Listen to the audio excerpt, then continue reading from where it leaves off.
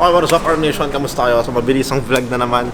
Actually, galing tayong live kanina sa Facebook. Pero, yun yan, nagtanong-tanong ako anong mga content yung gusto nyo. And natuwa ako kasi may mga nag-comment na marami namang suggestions. Pero, yung isa talaga yung pinaka nagustuhan ko, yung types of pronation.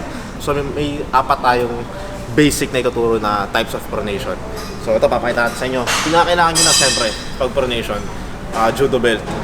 Tapos any kind of weight, pwede nga ito dumbbell or kung ano man, or plates. Pero syempre, ito yung ginagamit ko, so turo ko kung paano ko siya ginagawa. So basic lang to. So sige, first tayo, pinaka basic guys.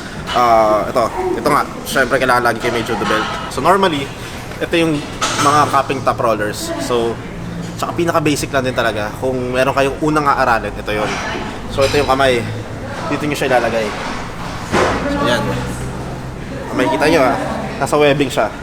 Tawag dito is pronation through webbing. Dahil ito nga yung sinasabing webbing. So dito ko siya lalagay.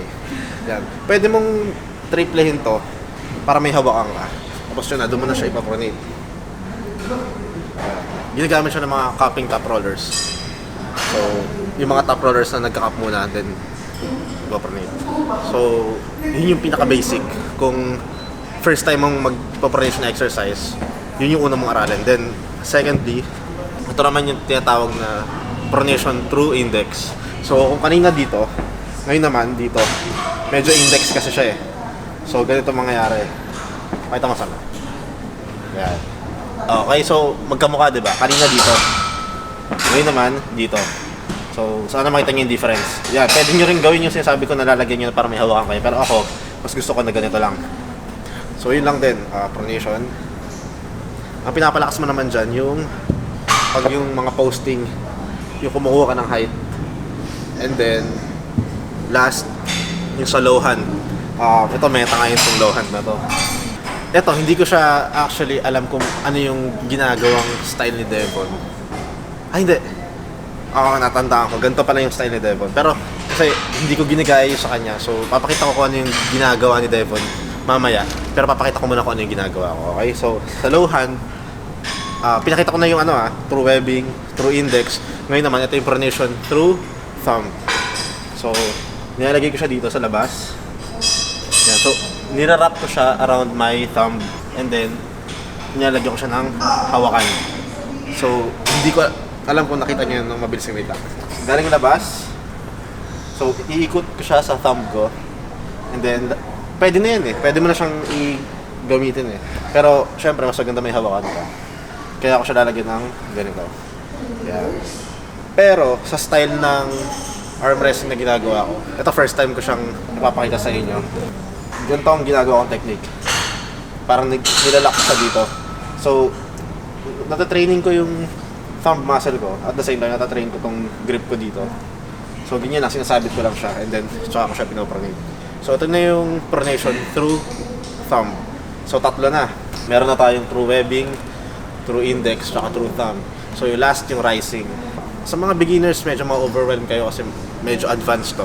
Pero at least, meron kayong guide pag nag-advance na kayo. So, ito last. Ayan. So, kaya siya index. Kasi nasa index talaga siya. Ay, sorry. Rising pala. So, kaya siya rising kasi ito yung rising.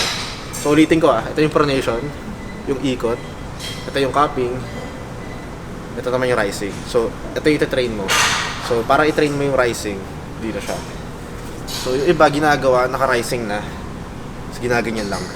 Pero ako mas gusto ko naka-static yung arms. Then, drop mo yung riser. Yan. Para mapalakas mo yung rising mo. Yun, huwag kayong mag-heavy sa rising. Kasi, small muscle lang siya. Mapalakasin mo lang siya sa dami ng reps or sa dami ng volume. So, yun yung mga basic. O nga pala nakalimutan ko, mapakita ko kung ano yung ginagawang pronation ni Devon Larat. Sa akin kasi hindi ko siya binubuhol, pero yung kay Devon Larat binubuhol mo. Siyempre mas malakas sa akin yan, so doon kayo sumunod. Yun yung gayahin niya, wag ako. So ganito yung ginagawa niya, diba? Binubuhol niya, and then through thumb. So ganda rin naman gawin to. Normally, ganito rin ginagawa ng ibang arm wrestlers eh. Tapos, tsaka na sila nag-pronation yan. So, yan.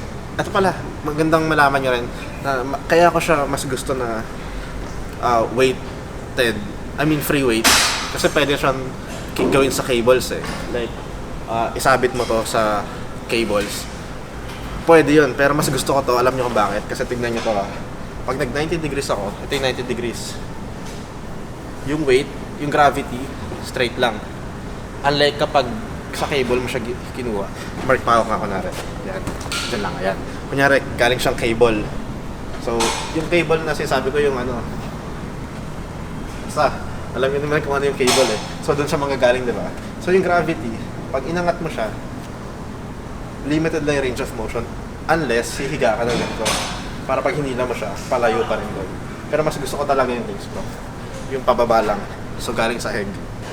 Okay, so, yun. Bago natin tapusin, ilang minutes na yan? 5, magsi-6. Okay na. Kasi sa Facebook, 3 minutes lang kailangan eh. So, yun.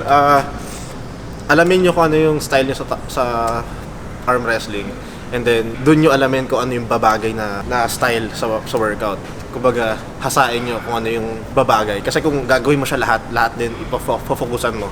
Pwede naman, pero mas maganda kung mamasterin mo kung ano yung talagang para sa'yo. Kasi, syempre, hindi mo naman pwedeng palaksin lahat ng sabay-sabay na mabilis. Unlike sa meron kang isang or dalawa na pinapalakas, mas mabilis yung progress pag ganun. So, yun lang muna.